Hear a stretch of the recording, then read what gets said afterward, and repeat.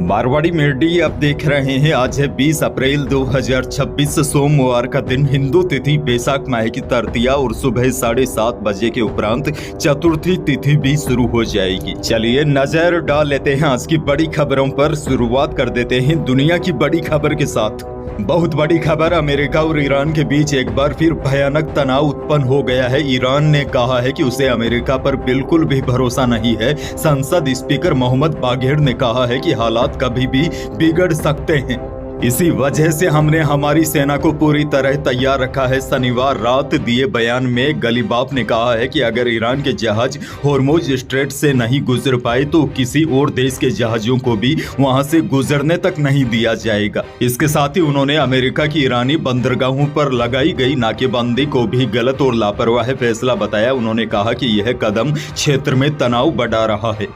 उन्होंने ये भी कहा कि ईरान बातचीत के लिए तैयार है, लेकिन इसे कमजोरी नहीं समझा जाना चाहिए। साथ ही में दावा किया गया कि अमेरिका के पास संसाधन और हथियार होने के बावजूद भी रणनीतिक तौर पर ईरान के सामने वह कमजोर पड़ा है। वहीं अमेरिकी राष्ट्रपति डोनाल्ड ट्रंप ने कहा है कि ईरान से बातचीत के लिए अमेरिकी प्रतिनिधि सोमवार को पाकिस्तान पहुंचेंगे। रविवार को सोशल मीडिया पोस्ट करके उन्होंने आरोप लगाया कि ईरान ने शनिवार को सीज फायर का उल्लंघन किया है।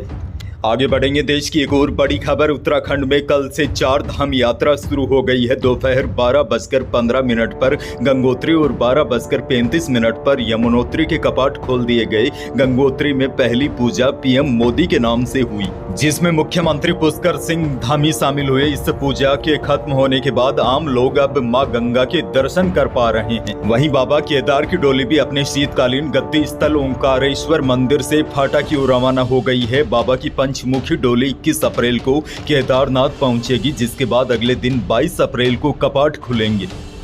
बहरहाल आगे बढ़ जाते हैं। राजस्थान से बड़ी खबर, राजस्थान के लिए कल का दिन ऐतिहासिक दिन होगा। कल पीएम मोदी प्रदेश को कई बड़ी सौगातें देने वाले हैं। पीएम मोदी के 21 अप्रैल 2026 को राजस्थान के बालोतरा जिले के पचपदरा में प्रस्तावित आगमन को लेकर सुरक्षा भी चाक चौबंद कर दी गई है। देश के सबसे बड़े वीआईपी मूवमेंट को देखते हुए जिला प्रशासन ने सुरक्षा के कड़े इंतजाम किए हैं और जिला मजिस्ट्रेट सुशील कुमार ने एक विशेष आदेश जारी कर बालोतरा जिले को अस्थायी रूप से नो फ्लाई जोन घोषित कर दिया है। प्रधानमंत्री का यह दौरा बालोतरा और पचपदरा के औद्योगिक विकास के लिहाज से भी अत्यंत महत्वपूर्ण माना जा रहा है। सुरक्षा की दृष्टि से पूरे जिले को रेड जोन में रखा गया है। वहीं स्थानीय पुलिस के साथ साथ पैरामिलिट्री फोर्स और एसपीजी ने भी मोर्चेबंदी शुरू कर दी है।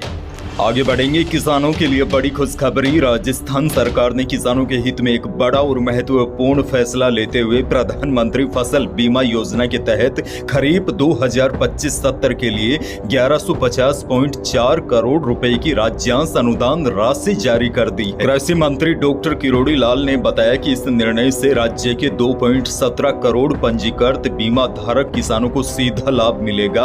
उन्हें प्राकृतिक आपदाओं से होने वाले नुकसान के खिलाफ मजबूत सुरक्षा कवच मिलेगा। कृषि मंत्री ने कहा है कि खरीफ 2025 के तहत किसानों को लगभग 2237 करोड़ रुपए की बीमा दावों का त्वरित और प्राथमिकता के आधार पर वितरण सुनिश्चित किया जाएगा। इससे प्रभावित किसान परिवारों को आर्थिक सहायता दी गई है।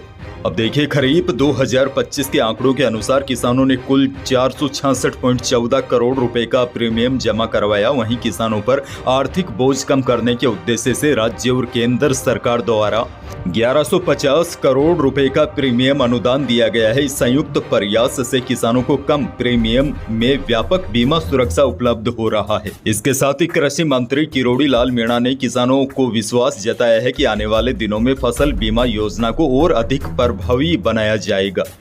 आगे बढ़ जाते हैं। एक और बहुत बड़ी खबर, लोकसभा में महिला आरक्षण संशोधन विधेयक पास नहीं होने पर सीएम भजनलाल शर्मा ने कहा है कि विपक्ष ने अपनी ओछी राजनीति के चलते महिलाओं के सपनों पर पानी फेर दिया है। यह परिवारवाद वाली पार्टियां हैं, इनके मन में कहीं न कहीं भय था कि महिलाएं कहीं इनसे आगे नहीं निकल जाए। सीएम बोले, इन्होंने विधेयक के गिरने के बाद जिस तरह से जश्न मनाया वह शर्मनाक पल था। सीएम ने कहा, विपक्ष ने हमेशा महिलाओं को केवल वोट बैंक के रूप में इस्तेमाल किया है। है। उन्होंने केवल महिला सशक्तिकरण का नारा लगाया है, लेकिन वास्तव में जब आवश्यकता हुई तब उन्होंने रोड़े अटकाने का काम किया है। सीएम ने कहा, विपक्ष कान खोलकर सुन ले, महिलाएं इस अपमान को भूलने वाली नहीं है, आने वाले समय में इसका बदला जरूर लेगी। अजमेर से बड़ी और दुखद खबर। अजमेर में सवारियों से भरी बस 200 फीट नीचे खाई में गिर गई। हादसे में 2 महिलाओं की मौत हो गई, 31 लोग घायल हो गए। पुष्कर जा रही बस में कुल 33 लोग सवार थे। पिसांगन अजमेर में मायरा भरने यह लोग जा रहे थे। पुष्कर की घाटी में बस बेकाबू होकर गिर गई। हादसा पुष्कर से करीब 3 किलोमीटर पहले रविवार दोपहर करीब 12 बजे हुआ। मौके से गुजर रहे लोगों ने कपड़ों से रस्सी के सहारे, यानी कि कपड़ों की रस्सी बनाकर घायलों को से बाहर निकाला गया। सभी यात्रियों को पहले पुष्कर के सरकारी अस्पताल लेकर गए हैं, वहां से उन्हें अजमेर के जेएलएन अस्पताल में रेफर कर दिया गया है।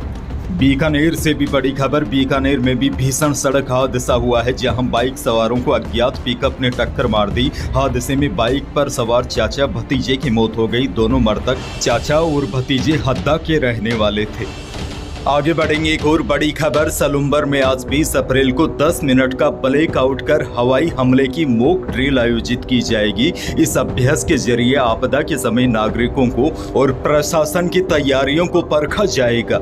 मॉक ड्रिल के दौरान सायरन बजते ही नागरिकों को अपने घरों, दुकानों और संस्थानों की लाइटें पूरी तरह बंद रखनी होगी। वाहन चालकों को भी अपने वाहन सड़क किनारे खड़े कर हेडलाइट बंद करनी होगी। इसके साथ ही जनरेटर, सोलर लाइट और अन्य प्रकाश स्रोत भी बंद रखने होंगे। खिड़कियां और दरवाजे भी बंद रखकर यह सुनिश्चित करना होगा कि किसी भी या कोई भी प्रकार की रोशनी बाहर न जाए। हालांकि देखिए, आपको बता दूं, प्रशासन ने स्पष्ट किया है कि यह केवल एक अभ्यास है और इसका उद्देश्य लोगों को जागरूक करना तथा आपदा के समय बेहतर समन्वय स्थापित करना है। आमजन से अपील की गई है कि वे अफवाहों से दूर रहे, घबराएं नहीं और केवल आधिकारिक सूचनाओं पर ही ध्यान दें। भीलवाड़ा से बड़ी खबर। अक्षय तृतीया के मौके पर भीलवाड़ा में कल रविवार को बुजुर्ग विवाह परिचय सम्मेलन हुआ। इसमें देश भर से 80 साल तक के करीब 105 बुजुर्ग शामिल हुए। इस सम्मेलन में छोटी बहन जहां अपनी बड़ी बेटी के लिए लाइफ पार्टनर तलाशने आई थी, 80 साल की मां अपनी 55 साल की बेटी के साथ सम्मेलन में पहुंची थी। मां ने कहा कि दामाद के निधन के बाद बेटी अकेली हो गई है, इसीलिए उसके लिए हम सफर की तलाश करने आई हूं। जयपुर से बड़ी खबर। सीएमएचओ की फूड सेफ्टी टीम ने मानसरोवर के पास स्थित एक पनीर भंडार शॉप पर छापा मारकर बड़ी कार्रवाई की है। विभाग की टीम ने यहां 250 किलोग्राम मिलावटी पनीर जब्त किया है। पनीर के सैंपल लेकर जांच के लिए लैब भिजवाया और शेष पनीर को नष्ट कर दिया गया है। दरअसल पनीर की यह खेप शादी समारोह में भेजने की तैयारी थी, लेकिन सतर्कता के चलते यह नकली पनीर पहले ही पकड़ा गया। दरअसल तृतीया पर अभूज सावा था, इसीलिए सावे पर पनीर की डिमांड बढ़ जाने से मिलावटी पनीर सप्लाई किए जाने की आशंका भी बढ़ जाती है। आगे बढ़ जाते ही एक और बड़ी खबर। पूर्व मुख्यमंत्री अशोक गहलोत ने प्रधानमंत्री मोदी के संबोधन पर तीखी प्रतिक्रिया देते हुए लोकसभा भंग कर नए चुनाव करवाने की चुनौती दी है। इसके साथ ही अशोक गहलोत ने जातिगत जनगणना, परिसीमन और ओबीसी अधिकारों के मुद्दों पर भी केंद्र सरकार पर गंभीर आरोप लगाए हैं। आगे बढ़ेंगे। सोने और चांदी के भाव आए नहीं है और अनाज मंडियां भी कल बंद थी, लेकिन मौसम को लेकर बड़ी अपडेट आपको दे दूं। राजस्थान में इन दिनों भीषण गर्मी पड़ रही है। गर्मी की वजह से मरुधरा के निवासियों का जनजीवन प्रभावित हो रहा है। रोजमर्रा के काम धंधा पर भी इसका असर अब साफ तौर पर देखा जा सकता है। अब देखिए, बड़ी जानकारी यह है, आज से लेकर 22 अप्रैल तक अब पूर्वी राजस्थान में भी लू चलने की आशंका जताई गई है, जबकि पश्चिमी राजस्थान में 22 अप्रैल को लू का प्रभाव ज्यादा रहने की उम्मीद है। तापमान 42 से 45 डिग्री सेल्सियस तक पहुंच सकता है। प्रदेश की राजधानी जयपुर, कोटा, उदयपुर में तेज गर्मी महसूस होगी, जबकि बीकानेर और जैसलमेर में लू का असर ज्यादा रहेगा। अंत में एक और बड़ी जानकारी आपको दे दूं। अक्सर लोग अपनी वित्तीय आवश्यकताओं के लिए पर्सनल लोन का सहारा लेते हैं। पर्सनल लोन एक अनसिक्योर्ड लोन होता है। इसका मतलब है कि बैंक लोन देते समय कोई संपत्ति गिरवी नहीं रखता। ऐसे में बहुत से लोगों के मन में बड़ा सवाल आता है कि क्या अगर मान लीजिए पर्सनल लोन लेने वाले व्यक्ति की मृत्यु हो जाती है तो उसके बाद बैंक किससे पैसे वसूलता है। अब देखिए, अगर लोन में कोई सह आवेदक यानी कि को एप्लीकेंट शामिल है तो मुख्य कर्जदार की मृत्यु के बाद पूरी जिम्मेदारी उस दूसरे व्यक्ति पर हो जाती है। लेकिन अगर किसी ने लोन के लिए गारंटी नहीं दी है यानी कि को एप्लीकेंट बिना ही अगर आपको लोन मिला है तो पूरा लोन का पैसा वहीं समाप्त हो जाता है, यानी कि वापस पैसा जमा नहीं करवाना पड़ता। इसीलिए लोन लेते वक्त ध्यान रहे, जैसे ही आपके पास बैंक से लोन लेने के लिए फोन आए तो उनको साफ बोल दे कि हमारे पीछे कोई गारंटर नहीं है। अगर इस स्थिति में आपको बैंक लोन देने के लिए तैयार है तो मृत्यु के बाद उसको वापस चुकाना नहीं पड़ेगा।